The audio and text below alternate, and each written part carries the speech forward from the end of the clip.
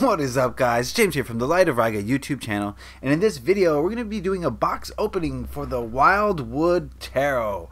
I haven't done a video like this in a while, so I thought I'd bring you in on this. I got a couple new decks and I wanted to open them with you guys so you guys could share the experience with me. So that's what we're going to be doing today. We're going to be opening up the Wildwood Tarot, seeing what's in store for us, and I'm pretty excited. The artwork is done by Will Worthington, who is one of my favorite tarot artists. I have some examples. This is from Druidcraft, just to give you an idea of the artwork. And then this is from the Druid Animal Oracle. So he does very Celtic style artwork, and I really enjoy it. I like the old-timey English style of tarot reading, so that's why I like his artwork so much. I'm not a Wicca person, but you know, I still enjoy the culture and the philosophy and all that. So that's what we're going to be doing today, Wildwood Tarot. This is a deck that I don't know too much about, to be honest with you. I just got this on the strength of Will Worthington. I do know that it's not traditional. It's not Rider-Waite-Smith. It's got its own thing where it's based on the Wheel of the Year, and I guess we'll learn more about that as we go into it. It comes with a 160-page guidebook. That's the best way to open this. I'll just read the back to you here quickly. Look to the heart of a primeval forest where deep ancestral wisdom lies to help make sense of your world today. A beautifully illustrated card deck, the Wildwood Tarot is fun to use as a meditation system, a divinatory oracle, or a source of profound knowledge. The cards draw inspiration from pre-Celtic mythology and a belief system steeped in shamanic mysteries. It's easy to quickly access the magical lore of the Wildwood through descriptions of each card, revealing its historical and mythological background as well as its divinatory meaning. From the Green Man and Woman to the Hooded Man and Blasted Oak, authors Mark Ryan and John Matthews introduce forest archetypes based on the seasonal rhythms and festivals of the ancient year. Step back in time to better understand where your life's path may lead. Included inside is a 78 full-color, spectacularly illustrated Wildwood Tarot cards and a 160-page Wildwood Tarot guidebook. All right, I'm excited. Okay, so let's see what happens. Open sesame. Ooh. Already it's exciting. So we're gonna start off with the Hermit card, I guess, is on the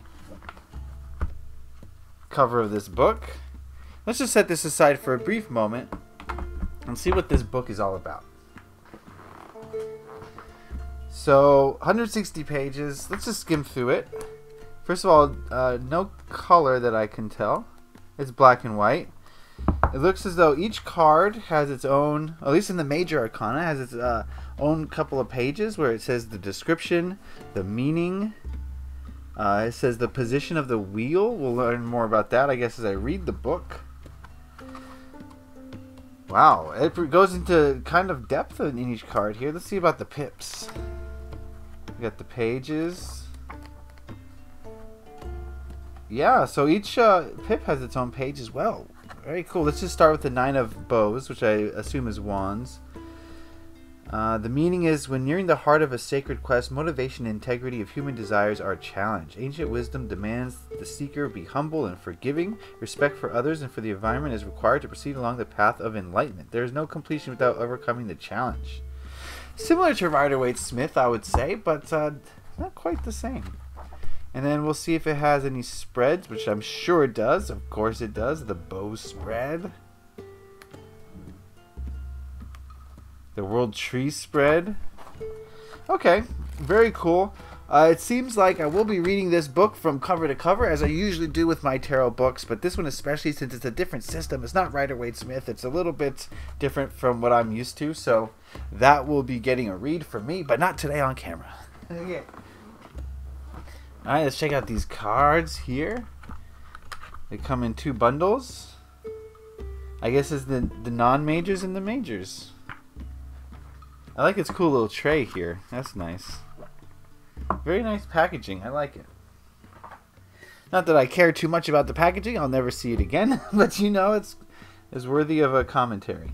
Alright, so let's they got these little plastic things on them. So let's take a look at these cards and see what they look like. We'll go through them. Let me get a zoomed in view here. All right, let's take a look at the cards. We're gonna start with the major arcanas, and it seems like they've been renamed. The Fool is the Wanderer, and it's kind of traditional imagery. This guy is stepping off a cliff, but he's got like a rainbow bridge or something. I don't know what that means. It's interesting though. The backs I could do without this text here. What is it? Copyright information. Ugh. Not a big fan of that. We've got the shaman, who is very shamanistic, very what's the word? Pagan, very pagan is the word I was looking for. So he's making his new concoctions. That's cool. The seer, I guess this is the high priestess. She's doing a very similar paganistic ritual. I kind of like it. The green woman, who I'm assuming is the Empress. Very colorful. I like it so far. Very green theme, very nature theme, which is what I would expect from a pre-Celtic deck, I guess. We got the green man here, who I'm assuming is the Emperor. I don't know, guys. I'll have to read up on it. We'll see. This image is from the box. This is called the Ancestor. Oh my goodness. Yeah, this is going to take learning a whole new system. The Forest Lovers. I think that one goes without saying. Pretty traditional Rider-Waite-Smith, although not exactly, of course. Ooh, the Archer. What is the Archer meant to be? I'm sure the book says, but I don't want to look it up now. What could the Archer be? I don't know. I don't know about that one. The Stag. Huh. This is going to take a lot of learning. This is not one of those decks that you just pick up and start reading with. At least not for me. I don't know. I think we have to study this a little bit more. I think we can call that the Hermit, though. The Hooded Man is the Hermit, I assume. Very cool. The Wheel. That one's easy. Looks like a shirt being made on a loom. Huh. That's interesting. I think we can read deeply into that one. Wow, the cardstock is thick. I'll shuffle the cards at the end of this video so you see. The Woodward looks like strength, perhaps. He's got his little his companion here. I don't know for sure though, but he looks very powerful, so I'm gonna assume that's strength. The Mirror. Oh my goodness, this must be temperance. It's hard to say. It's hard to say. You know, I think what I'm gonna have to do is, in order to read this deck, I'm gonna have to get out of the mentality of not Morgan. Why can't I think of words? Oh, the Journey. Rider-Waite-Smith. I'm gonna have to get out of Rider-Waite-Smith mentality in order to read this. Balance. That could be temperance, actually. That would make more sense. You got the two serpents here. The Guardian. Possibly the Death card. Possibly not. Like I said, I'm gonna have to get out of Rider-Waite-Smith. I'm firmly stuck in Rider-Waite-Smith thinking at this time. So this is gonna be a whole new experience for me. The Pole Star, that's got to be the star. Oh, look at that one. Wow, the woods look cool in that picture. I like it. I like it a lot. Let's see what else we got. The Moon on Water. Okay, the moon gets some descriptors. Okay, it's on water. Very nice. Okay. Oh, look at the Sun of Life. You don't see the little boy on the horse here. We got a dude who's just glowing. The Great Bear. What could that represent? That probably is Judgment, I think.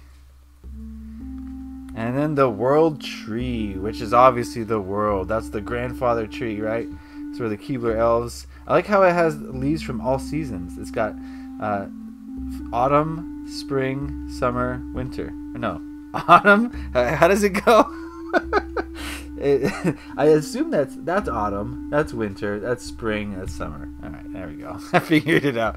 You know, here in California, we don't have seasons like that. Sort of. Okay, now we got a King of Arrows. So arrows, I'm assuming, is air, which I'm assuming is the swords. Queen of Arrows, it's a swan. I like that it's animal imagery for the court cards. I had not realized that. That is cool. The Knight of Arrows is a hawk. That is cool. Okay, that really goes back to Will Worthington's Druid Animal Oracle, where the Oracle deck is all animals, right? This is just a dragon, but there's all sorts of animals in his artwork. So he does a great job, and I think that continues here today. I read that this was a sequel, this deck, to the Greenwood Tarot, another tarot deck that I'm not familiar with. I think I maybe, depending on how I resonate with this deck, I might just pick that one up as well. If it's drawn by Will Worthington, chances are I'm going to like it. So now we're getting into the courts. This is the Three of Arrows, which is the swords. And look at that. That's pretty traditional, right? Look at that. That heart is on fire and it's bleeding. Oh my goodness. Look at this, Four of Arrows. Wow, this is non-traditional here. This reminds me of the maybe the Nine of Swords, or the Ten of Swords, I mean. But this guy's taking a rest, but he's alive. And I think that's something to be grateful for. I think that's what they're trying to say. Five of Arrows. This goat is getting it. I do kind of like the keyword at the bottom. Six of Arrows is transition. And that's a pretty traditional image, although it looks a little bit more ominous, maybe, than the traditional Six of Swords. Seven of Arrows, insecurity. So these little keywords actually do make it easier, I would think, to read this deck, whether you're a professional or an amateur. Eight of Arrows, struggle. Okay, very cool. They also have a nice smell to them. I love the smell of new cardstock. Nine of Arrows, dedication. Oh, that's pretty interesting. She's got a lot of weight on her shoulders, I guess. And then the Ten of Arrows is instruction. Oh, that's new. Usually you think of Ten of Arrows as defeat, but I guess we're coming full circle. I don't know. Maybe that's you teach what you learned. Oh, I get it now. The end of the cycle for swords here is teaching what you learned from all those experiences. Interesting. This is gonna be fun. King of Bows, the adder. Oh my goodness, the animal imagery is just cool. Queen of Bows is the hare. Knight of Bows, I'm assuming bows being wands, I would guess, is a fox. Very cool. And the page is a stoat. What is a stoat? I don't even know what a stoat is. So that's the first half of the cards. Let me just put these over here, and we'll open up these. Alright. And now we'll continue with the bows. The Ace of Bows. Can you see that? There we go. I'm going to make sure you can see it all. Look at this guy. Holy cow. I'm glad that the bows represent fire, I guess. There's a lot of... In the Celtic tradition, I think there's a lot of decks that have the wands as air and the swords as fire. Specifically, I'm thinking of one deck. It's the heck is it called? I'm sorry. The Modern Spellcasters, and that has the old Celtic tradition of wands being air, and it kind of throws me off, and I don't like it that much. I don't know why. I'm one of those people where the way I learned it is kind of the way I like to do it. But I think probably the strength of this deck, from what I can see so far, is that it's going to force me to leave my comfort zone. Look at the Eight of Bows here. That's not really quick movement. This is more community. So it's going to be very challenging to learn this deck. I can feel it already. I'm definitely going to have to read the book. Look at this guy. He looks a little bit... he looks crazy. Ten of Bows, responsibility. Yeah, that makes sense. Sure. And now we're moving on to the vessels. The vessels have to be the cups. That's what I would assume. We got a queen as the salmon. The Knight of Vessels is an eel. The Page of Vessels is an otter. Oh, these animal archetypes are going to be making this, I think, a little bit easier to read. You might think of, a conniver is a fox, and that fox would be on a court card, and that court card would be pretty easy to read. That person's conniving. Just an example. Two of Vessels, attraction. Okay, then we got a Two of Cups here. That's pretty Rider-Waite Smithy. The Three of Cups is joy. Also a pretty Rider-Waite Smithy. Only we got cranes instead of people. The Four. Ooh, look at her. That's a great Four of Cups. I like that one a lot. She does not look happy. Five of Vessels is ecstasy, huh? Interesting.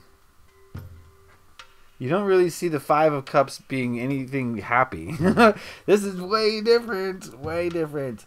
I can already tell. And just from looking at what I've looked at, we've looked at it together, I can say that this is not for brand new tarot readers. This is learning a whole new system, it seems like. And if you're going to learn a new system, might as well make it the Rider-Waite-Smith, because that will enable you to read a wide variety of decks. If you learn this system as your first tarot deck, I think you're going to be able to read one or two decks. And so it's sort of like picking a second language to learn, right? Do I want to learn Swahili or do I want to learn Spanish, right? If you learn Swahili, you'll be loving it if you're in Africa. But that's about it. If you learn Spanish, you can go to Spain, you can go South America, you can go all sorts of places. North America, you go Mexico.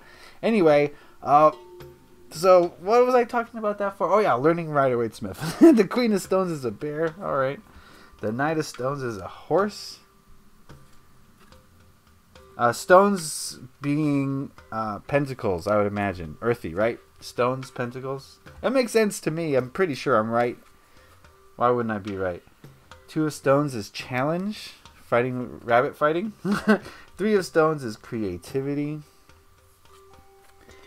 Four of Stones is protection. What do you guys think of this art? Put it in the comment section if you're liking this art as much as I do. I'm really enjoying this art. Like I said, Will Worthington I think is fantastic as an artist. It's cartoony, yet it feels real. I don't know how else to describe it. It's cartoony yet real. The Seven of Stones means healing. Okay. Wow, this is very different. I like it. You know, at some point you realize, oh, I have 27 decks that are all clones of Rider-Waite-Smith. You know, once in a while you got to pick out a deck that forces you to change and adapt, and I think that's a great thing. I'm going to have a lot of fun with this. But don't expect it to pop up in any readings anytime soon. Okay, this is going to be one I have to study for a while. The Ten of Stones is the home. And we got a Wildwood Tarot promotional card. I don't know why we need that. Very cool. So lastly, let's see how she shuffles. This is kind of an important issue for me. How the deck shuffles is very... Oh, it's thick cardboard stock. Let's see if I can show you the cardboard stock. I mean, look how it bends here.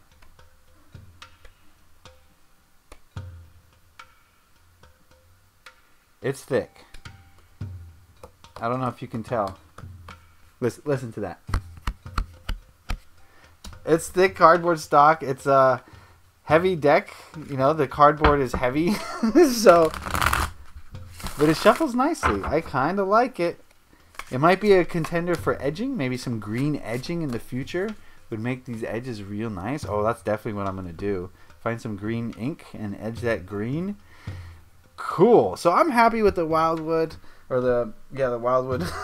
I don't know anything about it yet, so I'm going to have to study. I'm going to have to read up. But from what I can tell and what you saw, I think it's going to be an adventure. I think that goes without saying, and that's what we're here for, is an adventure. So if you have this deck, leave in the comment section any hints, tips, or tricks that you have for reading this deck, any words of advice for me as I get into it. If you have never seen this deck before, be sure to put it in the comment section what you feel about this deck, how this artwork affects you, and whether or not you like it. And I'd love to hear just your opinions on this deck. I want to thank you guys for watching this, and I hope you guys got something out of it. Remember to leave a like if you enjoyed this, or leave a comment if you have anything to say, or subscribe, or do whatever you want to do with this video. Okay, but your interaction is greatly appreciated. So that is the Wildwood Tarot. Finally, I've been eyeing this deck for years. I finally picked it up, and I'm pretty happy. I love this art, and I can't wait to dive into this. So I want to thank you guys for watching. Please leave a like if you enjoyed this. Happy taroting. Peace.